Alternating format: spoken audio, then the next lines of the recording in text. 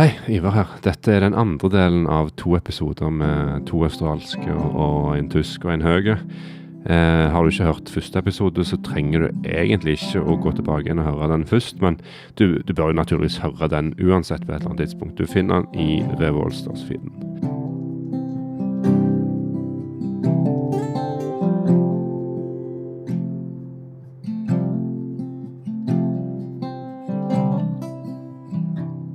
Tim ripping, by the way, on the weekend. Absolutely, yeah, he was. Yeah, Tim. Shout out to Tim. Is he around for a while, or what's it? Yeah. Yeah? He's around for a little while.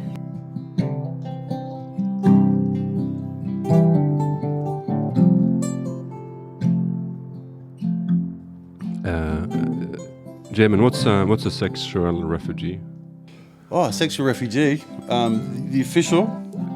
Let me just cut because we ended this one with we talked about Tim ripping the surf, and, and that's when you wanted to jump over to that subject. Stemmer.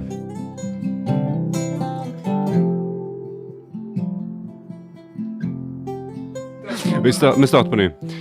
Ja, Tim fine fyr, altså. Jeg har truffet han et par ganger. Jeg har vært Norge, blant annet på en ganske fin slabb. Han hadde ikke vært der før, jeg hadde ikke vært der før, og han bare left, og så tog han. He surfs really well on his backhand. He's been groomed on Peak at Lakey Peak. I think he spends a lot of time down there. But yeah, he's probably one of the only guys that probably surf out there. Like, if I might go that far. Like, well, you know, I mean, we can all surf out there. We just get thrown over the lip. But I think, he's just got a really solid backhand lock-in style, tube style. So he's... Men hva gjør han her egentlig? He's just he's visiting his lovely girlfriend Guru. Yeah. So that makes him what? So that makes him a sexual refugee. Shout out to all the refugees out there. Refugee It's not quite Allstars. War Track Mysterium, but still refugees. It's the Refugees Allstars. Yeah. Men for min kjære far som hører på dette her og ikke skjønner hva vi snakker om, så hva en sexual refugee for noe? It's a term that I don't even really exactly recall where it came from. I think it could have possibly been Kiala. We all just, we were a little group of friends and we all surfed and we were all foreigners and we all had Norwegian girlfriends and most of us are here primarily from that time and reason, and just all, you know, we weren't like political refugees. we were all foreigners, but you know, we had to give ourselves a title, sexual refugees. You all just I believe that's how it came about. Beautiful souls living in surf paradises, and then those body snatching, what went wrong? Freaking Norwegian chicks came and ripped you out of paradise and put you in the icebox. Yeah, Exactly. How does one become a sexual refugee, Jaymin? Well, In the face. Or on well, back. would you have a couple of hours? I could demonstrate. No, basically, you know, like, to be honest, Give me 5 minutes. I don't know whether I'm just speaking for myself, but I kind of get a good feeling I'm speaking for the multitude of. We all basically want to move back home. Like, I would love to live on the Gold Coast, to be honest with you, with my kids and surf, you know, in shorts every day. But you know, it's. I'm resigned to the fact that my family lives in Norway, and for the time being, my kids are going to go to school here. Yeah. So how does one get a sexual refugee? That's right. So basically, you're in a position where you're stuck in Norway because of a relationship you have with a Norwegian girl, or which it turns out to mean you have kids, but chances are you're no longer together with that Norwegian girl. So you're basically stuck in a country. We could bail. We could bail at any point in time. No, yeah. We all most of us live here because of our kids. We're good parents. Yeah. And, you know, we give a shit. It's so easy to sit there, you know, Australia's a nice place. We were very lucky growing up there, sunshine and being surfers, and probably most of the people out there, you know, listen to podcasts, obviously, you know, a lot of them surf, and they know that feeling that you get when you know, go on holidays and you can wake up every morning and it's blue sky and waves and warm water. It's, you know, it's a good feeling. So, yeah, we all want to really I mean, eventually, I don't want to grow old in a way, but I would love to move back to Australia definitely at some stage. So basically, sexual refugees are guys that had relationships and now they're stuck here for Norge, and usually kids or mortgages or both. The realities of life. Yeah. How did you become a sexual refugee? What's the story behind you ending up here, Sam? It's a long story, but it's just go for it. Well, I think it was 2005 that I met my ex-wife now, Marlin, the mother of my 2 children. I was in Bali, like a lot of Aussies end up going to. It's kind of like our Sweden, if you will. Though you're on vacation. It's Ibiza for... It's our Alicante. Norwegian, for sure. Now, at the time, my mum was living in Bali. She used to import furniture out of Indonesia and then wholesale it in Oz. So I was in my early 20s, and a lot of Aussies end up getting what we're applicable to get, a UK working holiday visa. So I always sort of had itchy feet from, once I became a young adult, I guess. Like the warm waters and the board shorts and the good waves weren't enough. I had to go and explore the world, God, of course. Everyone, a lot of people have the itch to travel and see what else is out there. So I was one of them, and I had a working holiday visa for the UK. Thought, all right, mum's in Bali, I'll spend a month or 2 there visiting her and surfing and hanging out, and that's where I met Marlin. She was studying over there. Actually met Perry at that same time. He was the first Norwegian. He was studying. I don't actually know what. I don't think he was studying. I think he was just there surfing. But there was a group of them, and was that the school that Christian Breivik had and Lena? No, it was I think X something. X-Field. There's a lot of Norwegians that go to Videregående, but they don't do that part that makes you go study at the university to become a doctor or something like that. Dette stemmer ikke I det hele tatt. No. When you go to university in Norway, you have to do 1.5 year of philosophy and ethics, like any... As an elective? Any study on university level, you have to... Because of the guy called Arnenes, shout out to him, Norwegian philosopher. And I think he actually did able to do that study in Bali. It was thanks to him. Anyway, he was a mountain climber, old mountain climber. Yeah, but, so when you study university in Norway, you have to be able to have arguments. Altså, du må være i stand til å argumentere, du må lære deg Platon og I Tyskland har vi det i videregående skole. Derfor trenger vi ikke X-Field. Men dette er det på universitetet i Norge. Men det som skjer er jo at fordi at det er relativt enkle fag, du kan bare lese på det litt, og så klarer du det. Og det handler mye om hvordan du tenker og så videre. Så tilbudde de at du kunne gjøre det på Bali og forskjellige steder. Mexico. It's always amazing destinations as far as I've heard. Like Porto Escondido, there's one. Bali. Like, det er rart med det. Some smart person went, all right, where are we going to set this up? How can we get them to learn philosophy? We'll just set them up we'll at the world's best surfing places. Next to feed them to the masses.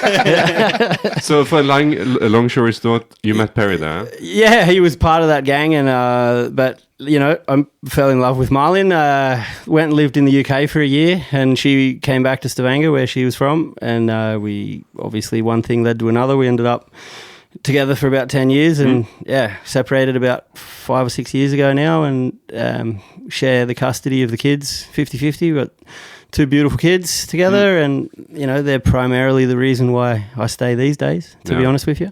Det er ikke så lett å være far til 2 unger når de ungene er i Norge, og du sitter i Australia på andre siden. Det sier seg litt selv, kanskje. Yeah, absolutely. I mean, my kids mean the world to me, so if it wasn't for them, there's no choice. There's no. You don't even think about that, Sam. Nah, for sure. It's a healthy situation. At the end of the day, like 1 week I'm a responsible parent to 2 kids that I love, and every other week I'm 20 again. I do what I want. I surf when I want. If I go out on a Friday and rock up home on a Sunday, then how about you? I don't have anyone telling me. Yeah, I'm on. I do the 50-50. I do the 50-50 grind as well.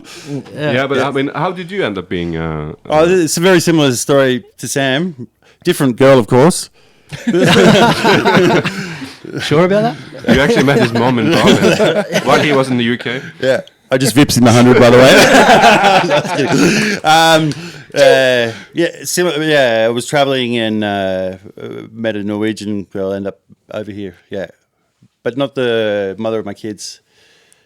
That was a few years later. Yeah. Ja, men You ok. reach like black level sexual refugee. Yeah. I was bounce from one to actually the other. funny little story. I met Sam for the first time. We'd actually never met each other previous, but I kind of had the feeling, he could surf. I could just tell. He kind of had like blonde, frizzy hair and. I remember. Surf washed out. You know, he's like Such a pretty boy. Stereotypical mold. You know, he's Italian tan shining through. And I thought, here we go, bit of competition. So I better be careful. So he walked down straight away. He walked down the stairs at session, and we started talking, and he said, "Oh yeah, so yeah, you surf? Okay, yeah, you surf. Okay, yes, good on you. That's good." You're dead to me. No, and then I said, asked him where he, and then he said to me, "Oh yeah, actually, I'm going to be here for a while. If you never need any help out, with the surf school, I worked at the Byron Bay Surf Shop for many years. And, I know what I'm doing in a shop. I actually have quite a lot of experience." And I just said, "Don't say another word to me. Get out.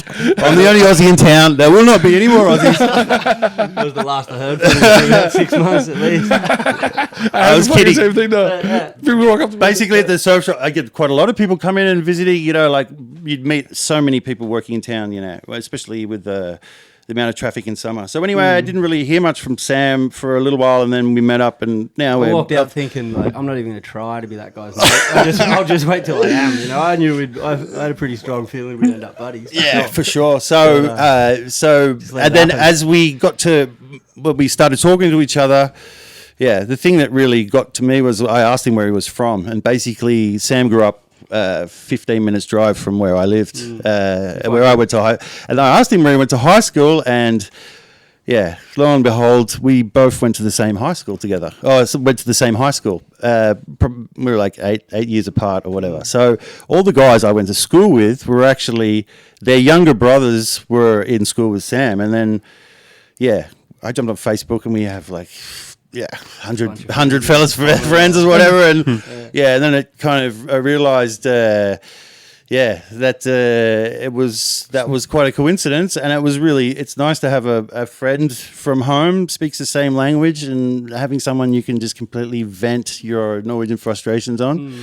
Same gripes. A lot of our conversations. The romance is effective. A lot of our conversations are in the car because we're usually busy with kids. We're driving home from work or whatever, and it's like the negativity is unparalleled. This guy isn't going to blink out. Fuck yeah! We're just like hating on. But I don't really have family here, and guys like Sam, being from so far away, they mean so much to me because it's my family, and having that connection. We both went to the same high school. We have friends in common, kids the same age. It was a match made in heaven, really. And now you're getting married, huh? So anyway, next year, when the corona's over, we can have more than 10 guests. The marriage is on. It's legal here. Årsaken. We're having a ceremony in Årsaken. I'll become a pastor just to do that shit. I'm gonna wed you. So it was really, Australia's a big place. There's like millions of people. It's 5 times the size of Norway, population wise. So to have just this instant connection with someone, who grew up in the same place, it was great, because that's what I'd kind of been missing a little. Ja, det er en veldig koselig historie. Ja. Dere fant hverandre i Norge, rett og slett, selv om dere kunne ha funnet hverandre i Australia, men dere fant hverandre i Norge. Men det er jo ikke sånn at dere satte unger på disse damene når dere traff dem. Allikevel så havnet dere i Norge før dere fikk unger. Yeah, a long time before, Yeah. So what was the early days? Yeah, why were you thinking moving to Norway? Well, you know what? I was very, we all knew it was the source of blonde hair and blue eyes. Scandos.com, wasn't it? We always thought there was just like this hole in the ground between Norway and Sweden where all these beautiful girls like came from, like this strawberry patch. Yeah, we call it the source. It's the source of all the pretty girls in the world. The source. But that's my theory. If you wouldn't have come to Norway, if all of the sexual refugees would have stayed 3 generations, all your minging Aussie chicks would have been gone and would have been replaced by... We could have started a revolution. I know. We could have. You could have changed the whole continent, make it much prettier. But instead, we decided to infect the gene pool. Instead, you come and thin out the gene pool up here. Yeah. Sorry about that. There's a lot of ugly chicks around these days. We were happy that you know it's pretty sure and zero chance of inbreeding when you come all the way from Australia and But it is so breed interesting with the Scandinavian. Yeah. Suddenly you meet so many of them. It's like when you buy yourself a new car, one you never had before. Yeah. I remember I got this Toyota Yaris, like a company car, and suddenly I saw all fucking white Toyota Yaris around me.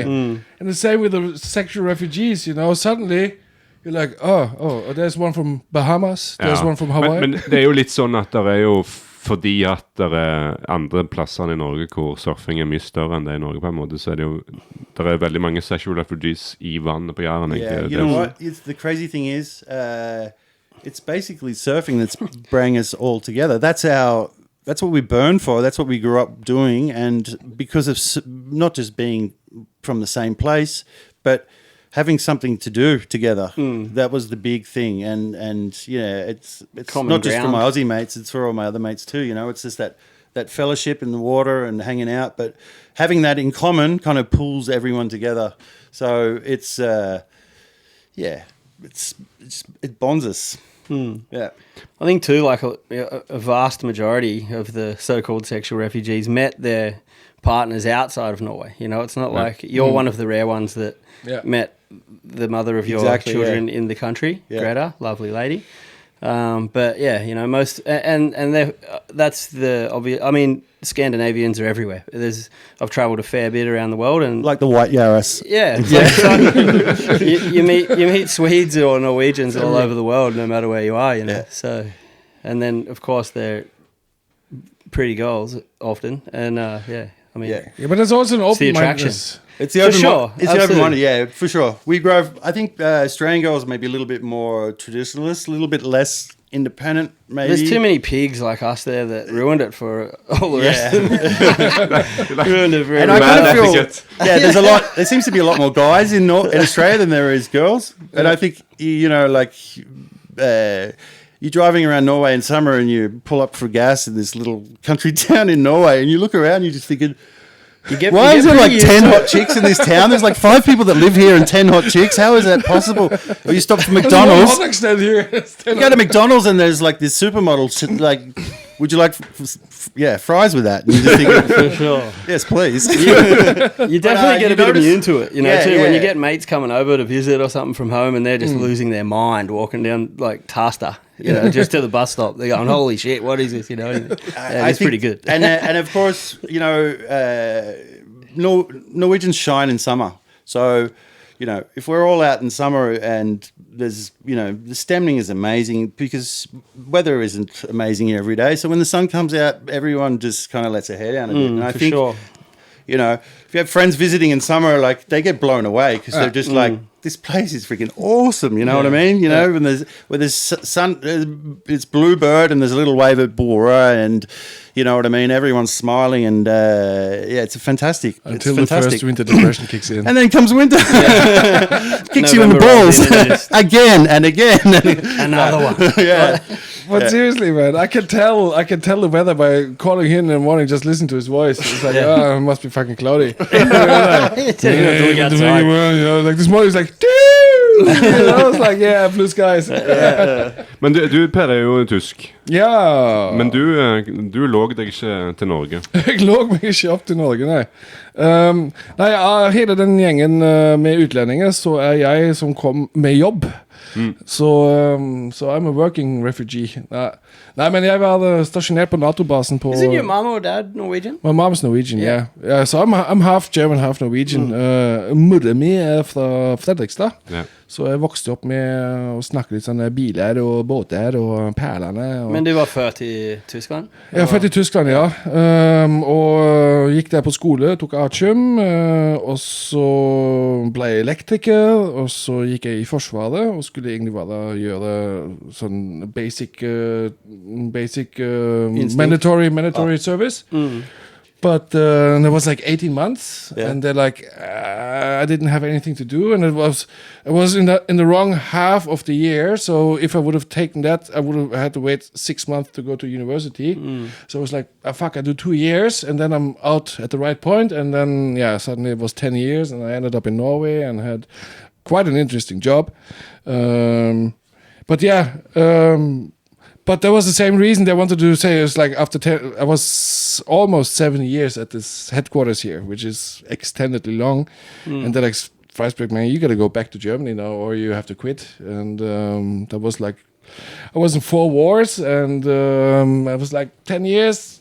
Yeah, and I looked around, and it is much nicer here than it is in the middle of Germany, I'll tell you that. Men det er jo ikke, det er jo fint her selvfølgelig, men det er jo også fint i Australia, kan jeg tenke meg. How do you, I mean, coming here and everything, I mean, it makes sense, and you stay because of, you build relationships and families and everything, but how do you cope? Yeah, you know what? It's so easy to compare it to growing up in a sunny place and then always having something to bitch and moan about, you know what I mean? Yeah. Norway is a fucking beautiful place. It's amazing. It's full of amazing people. It's, you know, Sam will back me up 100% here. We bitch and moan because that's what even though do. Well, it's because it's what we do, you know. About Australia, dude. Yeah, exactly. Like, but we look a little bit, not, you know. It's too hot. Yeah. Even though we could almost pass as Norwegians, you know, me and Sam. There's not a, you know, we don't have a dark skin color or, you know, wear turbans or anything. Yeah. Except on Monday nights. But you know, but from how we grew up and our actual culture and the way we think and what's kind of what drives us and kind of what we think is important to us isn't your standard Norwegian you know, outlook on life. So the problem me and Sam kind of have is there is more cultural differences than people would think, you know, and those little things are the little daily things that bug the shit out of you. You know what I mean? They're like ants. They're like, you know, the main, you know, Norway's a fantastic, safe place to live in. We have the beautiful opportunity to go surfing out here on Jæren, you know. Say amen to that. And we don't have to worry about bombs dropping on it. We all have a place to sleep. We all, you know, everyone lives in a nice place. So we have so many things to be tucknamely for. But give us the juice, Jim. But for me, I'm solar powered, so the weather has a huge effect, and the dark at winter. So this, you know, for everyone out there, Corona season, for the last 20 years, I've travelled home, and I've been home for like 2 Christmases in 20 years in Norway, and this will be like the 3rd. So for me, it was almost a month ago when I was probably booking tickets usually to go away. I was kind of thinking, oh my God, like this is going to be tough because it's, you know, it's more so just the dark time, you know what I mean? And it gets you down, and you know, like you just kind of want to have basically, it's almost like you got to just take things as like small wins every day. You can't expect it to be blue sky and shiny and good surf and, you know, also all the other good stuff about Norway. You know, it balances out, you know, in the wash a little bit, but there's still little daily gripes that fucking drive me crazy, you know. Or just like the way people drive around here. Again. You know, I kind of think that like at home, everyone's a little bit more, I guess, maybe in a hurry, a little bit more aggressive, but because everyone has the same like full gas mentality, then it seems to work. You know, there's a certain amount of organization it's organized chaos. You know what I mean? So, the weather plays a big role in it too, you know, like it's when it, you know, our winters are 15 degrees, 18 degrees, you know, and we're bitching about how cold it is, you know. Yeah. And because we didn't grow up with those conditions, we don't have that many like pastimes to do. Like if we love snowboarding and we love the mountains, but if we had a mountain cabin and could go snowboarding, I mean, I know guys that hate the summer and they just live for the winter. And I'm kind of thinking, geez, if I could balance my life where I could go surfing all year, of course, but you know, summer on the coast and winter in the mountains, like, and still had the same kind of kick and drive for snowboarding and the mountains, skiing, whatever, as I did for surfing, I'd be a better person for sure. You know, that'd be like fantastic. But, you know, life and kids, it's not always easy and it's not always cheap to get to the mountains. You know, there's a lot of things that, you know, you kind of always get in the way, but that would be the perfect balance, I feel. You know what I mean? Yeah. I think a lot of it, you know, it's a cliche to say, but like just psychologically, you're as happy as you make yourself. You know, at the end of the day, you can sit there and bitch and complain about the weather or the cars on the road or the crew in the water or this or that, but you know, it doesn't do yourself any favors mentally. And if you, it took me years to kind of get to that conclusion. You know, in the beginning, I was definitely pretty, you know, especially in the winter, because of course for us it's summer in Australia. So anytime you pick up your phone and have a look on Instagram or something, you see your friends and family's pics and they're all, you know, bathing in sunshine and, you know. And I think, you know, like we're more outspoken. We're more outspoken too. So like if they tried to set up Boompanga on the Central Coast, the place, there'd be riots. There'd be riots. You know what I mean? We'd go nuts. Like they'd be burning schools and shit. For sure. Church is gone. But I think we're a little bit more kind of like today. We're a little bit more passionate about stuff like that, and you know we want, you know, we are quite enthusiastic about stuff like that. You know For sure, I mean? yeah. So, but I think like if you tell yourself you're happy, if you make yourself feel happy, if you enjoy what you have and enjoy the fact that you've got your kids when you got them, or you've got, you know, the waves like we just had on the weekend, and you know, appreciate those times. Yeah. Then it's easy to be happy. Think about all those other poor Aussies that live around the country that can't drive 5 minutes and go surfing. When I met Marlene, I remember honestly like looking at a map and going, Stavanger, coast, yep, she'll do. Like there's no way in hell I could find myself in landlocked Germany or something, you know. Like I have to be. Yeah, we're aquatic beings for sure, you know. After growing up, you don't like we did. You don't want your gills to dry up. Nah, for sure. I mean, these days I'm a monthly weekend warrior at best, you know. Like we all work and share our bloody duties and all that, but the times you get out there and have a good surf, like on Saturday, you come in and you're so happy, you know. Like it's you can't get your bloody weddy on quick enough, and you know, by the time you finished your session, you're so stoked and life goes on, you know. It's a new week and you look forward to that next time where you have that kind of psych. Ja. Jeg minner meg på at jeg må ta en liten shout-out til Memo Gonzales, som jeg traff i helga. Yeah, Memo too. Yeah, Memo. Shout out. He's a legend from Mexico, and he's an amazing guy. Yeah, he's done the same as you guys. He just ended up in Telemark instead of, Is that where he's been? Yeah. In Gvarv. He's in the middle of Telemark. So no coastline there. But anyway, he was our and good guy, yeah. Yeah, shout out to Memo. Did you used to go back in the winter time to Australia, or in the Norwegian winter, or Norwegian winter? Yeah, most like I've had. I mean, this February I will have been here for 14 years, and I've had one Christmas at home in that time, and that's pretty bad. My mum constantly, when are you coming home for Christmas? But I mean, that's been a personal choice because I prefer to. A selfish reason, like February, March, April is generally a better time for waves down there, and around Christmas and you know that school holidays go back and the heavy tourist periods. It's a really busy period of time, you know. So I try to wait till the school holidays are finished and schools are back and people are back at work, and you know around Easter and that. I mean Easter, of course, again it's holidays, but that kind of February, March, April. If you happen to be thinking of a time to go to Oz, I didn't tell you, but that's actually probably the prime time. You still got the really good weather, the waves that start turning on, the winds are lighter. But do you always have a breeder every year, basically? I had about the longest I've gone here is like a bit over 3 years. And I went home without going home. Going home. I went back that time last February, and that I was super thankful for because hadn't been back for all that time, and spent a few weeks at home, and then come May that year, so a few months later I lost my father. Right. which was shit, of course. But shout outs to the Big Kahuna. The Big Kahuna. Yeah. I mean, don't mean to make it a sob story, but yeah, that was a bit of a sudden thing. You know, we found out he had cancer on the 2nd of May, and he passed away on the 13th. So, I mean, as sad as that was, and of course, yeah, it was a hard period of time to deal with, but you know, just relishing those few weeks that I had in that February trip, and spent a bunch of time with him and my brother and my mum and everyone, and I had my son down there, Noah, and we had a ball, you know. So yeah, that's the hard part, I think, you know, about being so far away from home, you know. For sure. Yeah, it's shit that everyone's Og det gjelder jo alle, det tenker vi ikke så mye over. I mean, Australia, Brazil, I mean, people are coming from everywhere all around the world. Yeah, absolutely, man. And it's South Africa. For sure, yeah. And it's a long way. Yeah, it is. And the world's just an open door almost these days, you know. That you go back home and you can talk to your family every day. It doesn't cost anything like it used to, you know what I mean? I think you stay in touch more,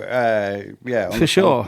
You know, my son, I remember when he was 5 years old and we flew into Australia, and he hadn't met my mum physically since he was like 1 or 2, and we got out of the arrival gate and he ran to her and embraced her, you know, like he knew her extremely well, and that's purely thanks to the FaceTimes and the Skypes of the days that we live in, you know. You get to fill in that. It's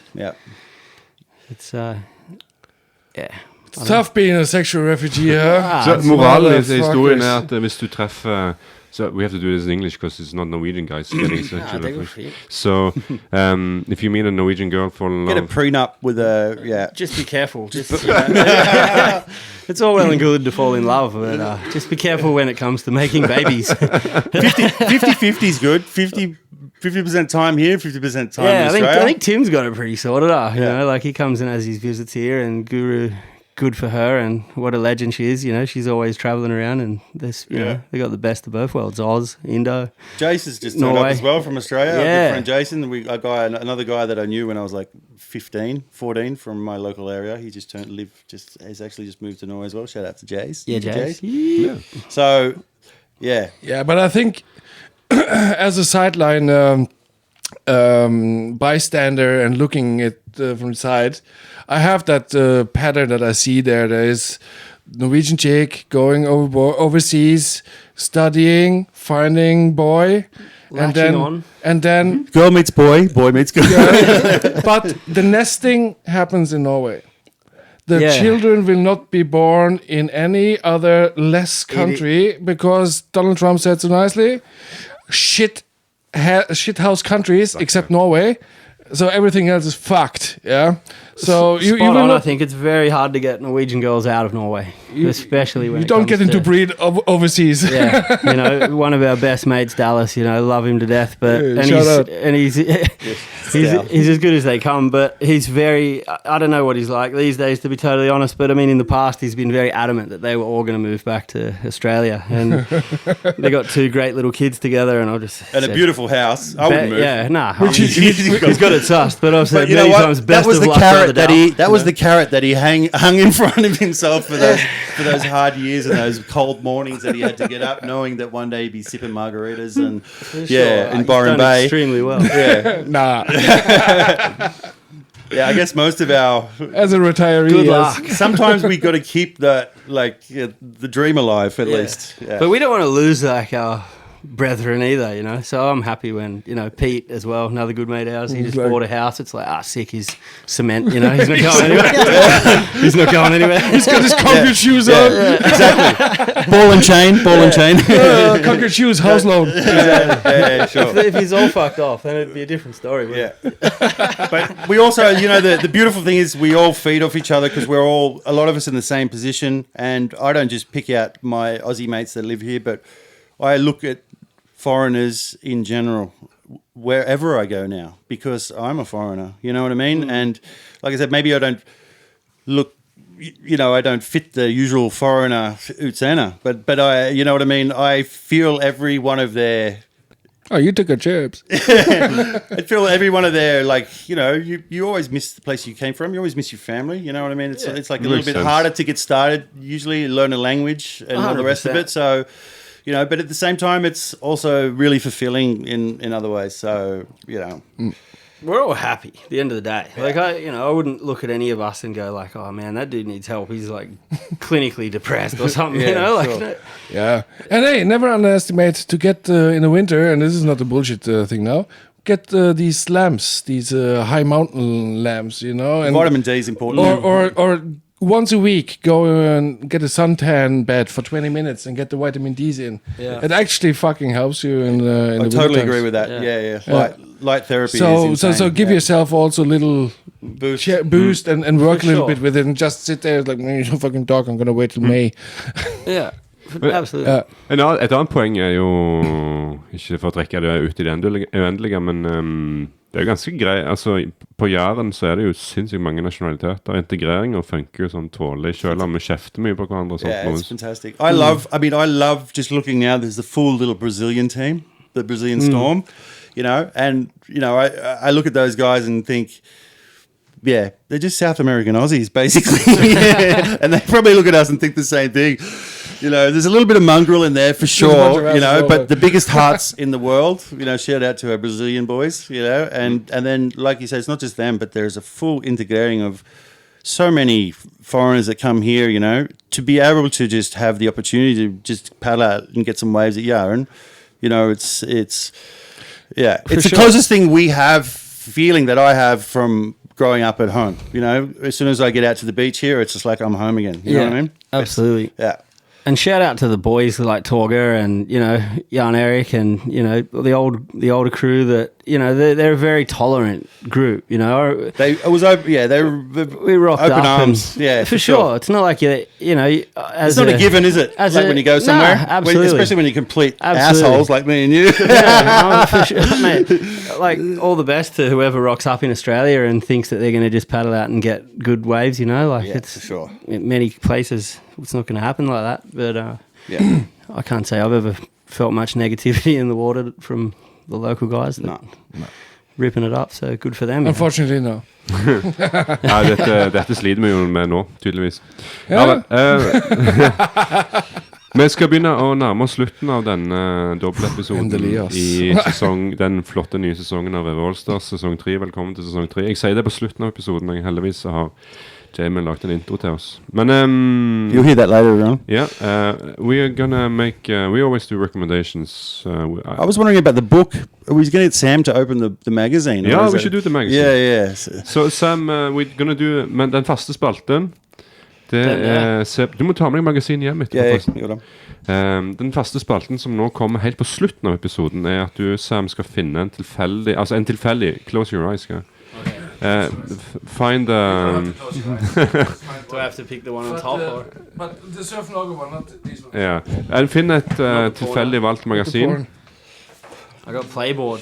No, that's not the right one. That's Playboy. Shout out to Rune Feiling, but that's the wrong magazine. I mean, it's not a wrong magazine. It's just a wrong for the occasion. It's got hard end. Yeah, and then you just don't look in it. They're actually my ones. I was just checking out the cover. Yeah, and then you just. Okay, what's on the cover? It's not Norway, is it? It does. Well, nah. No. It's pretty.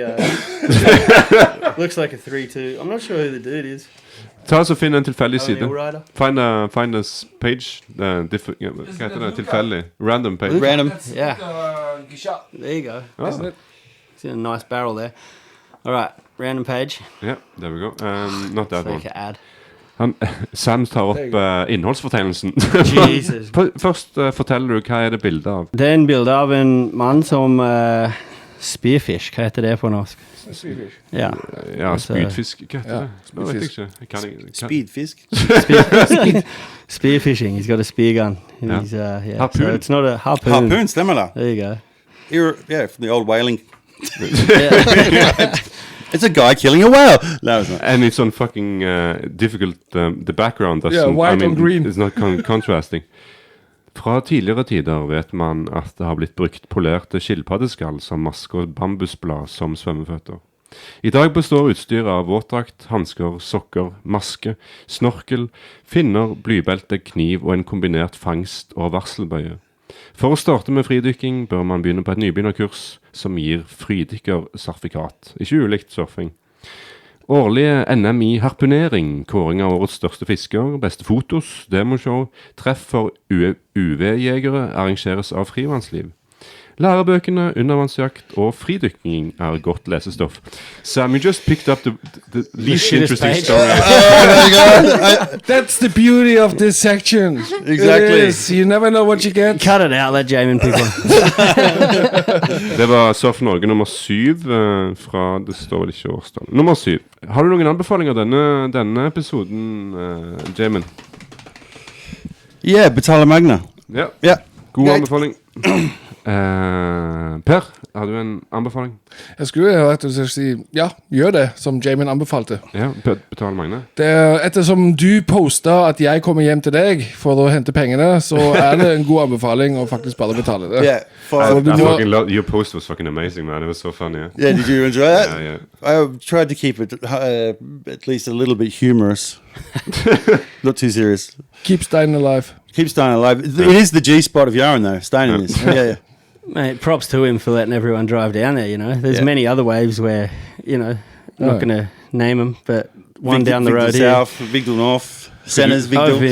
Skal du også anbefale å betale Magne som din... Yeah, absolute. It's his land. It's his. He's the one who upkeeps it. It's not obviously looked after by the commune or anything. So someone's got to do it. And I mean, the alternative is he doesn't touch it and turns it into a pothole. The alternative is he puts a fucking chain in front of the fucking barn, and that's it. Isn't it? Or you need a 4-wheel drive just to get down there to get over the humps and bumps and dodge the cows and all the rest. But yeah, I mean, of course. Vi vil høre litt mer om det neste uke. Han var på vanten. Mannen har vært på vanten. That's a great segue for next week, isn't it? What's the story with Reve, though, with the parking there these days? Is it the same? I believe the farmer there, he wants you to park when you park there as well. Yeah. Well, I think it's cool, man. You pay 35 kroners to spend a day out at Reve, and somebody actually made a car park there. All right, okay. Then what with Bora then on all their parking now? Obviously, that's commune. Yeah, that's sorted out. Yeah. By the toilet. Reve is the landowners. Yeah, sure. Yeah. There's no public pieces of land down this way, or what? Men det folk som det grunneiere, the landowners, and they put together their own private money to build all this. Yeah, sure. And I think it's fucking fair and square. Yeah, if it's your land, of course. Det var en jævlig god anbefaling, folkens. Kan du anbefale? Bodyboarding! Det kommer. Jeg fikk en julegave av Per Freisberg levert på døren. Jeg hadde bestilt et bodyboard av en unevnelig butikk i Stavanger som... Lokale surfbutikk. Og betalt og greier, men det viste seg at det var ikke så lett å gjennomføre. Jeg fikk en veldig koselig melding da, om at jeg skulle få en rabatt på neste kjøp og så videre, og pengene skulle komme tilbake igjen. Men i hvert fall så reddet Per dagen og kom med et gammelt cruiser bodyboard på døra. Cruising, det passer godt til Du en sånn cruiser, du, Ivar. Jeg tenkte... Så i dag har jeg fanget min første bølge på et bodyboard. All right. Shout out to all the dick draggers out there. Hey, you know what? There's one place. Yeah, I don't want to say too much, but there is one place just south of Vigdal that is insane for a bodyboard. So we'll see you out there. Yeah. Så, men det som var morsomt, det var at jeg var ute i vannet samtidig som Frode Gode var. Og Frode Gode hadde selvfølgelig på dette her. Han har jo et kamera som føler seg til enhver tid. Sånn soloshot. Og fange et bilde av det på bodyboard. Frode Leo 1984. Evig overvåkning. For en gang skyld så var det jeg som sendte melding til Frode og sa, den bølgen skal jeg ha. Jeg kan forklare veldig fort. Jeg tok en høyresving, snurret rundt. Jeg lå vel kanskje i 1,2 sekunder opp. Gjorde du sånn magespinn? Ja, jeg gjorde sånn, hva heter det? Unintentional magespinn. Men Frode, han sikkert svarer alle som spør han. Beklager, kameraet skrudde seg av 15 minutter etter jeg gikk i vannet. Husker du når vi hadde 5 dager, 5 bølger med Frode oppe på den andre plassen der, ikke sant? Og så satt vi opp alle der. Igjen, kameraet slår seg av hele tiden. Jeg skjønner det ikke, altså. Det er noen muffins der. Det er bare tull. Ok, tusen takk for oppmøtet, gutter. Dette var jo helt konge. Veldig gøy. Keep on keeping on. Så snakkes vi på andre siden. See you guys. Just a tip. Skulle du gjøre tip etter? Ja, that was the funny thing, ja? That was the funny thing. Ja, ok. That was the tip. Bra.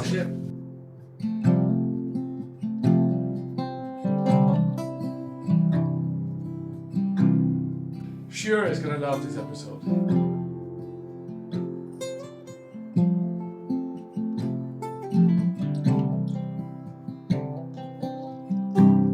Du har nå hørt andre del av denne episoden med 2 australske, 1 tyske og 1 høge. Ja, kongen at du hørte på. Hør på alt andre fra Reve Allstars på mobiltelefonen hvis du søker på Reve Allstars. Bla bla bla. Tjoe.